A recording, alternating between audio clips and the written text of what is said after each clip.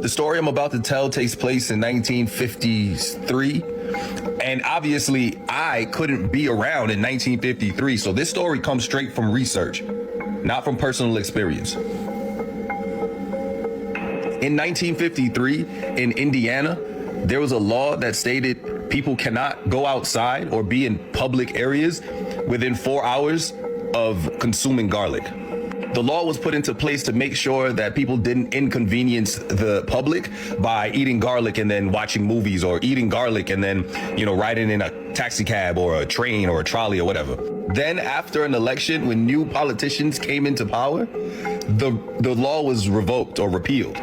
Yes, they took time out of their precious days, these new politicians, to repeal the garlic law. Now, some of you might be thinking to yourself, well, who gives a fuck? What kind of story is that? Who gives a fuck about that story? Well, you don't find it strange that politicians would take time out of their busy day to make sure people were eating garlic when they came outside at night?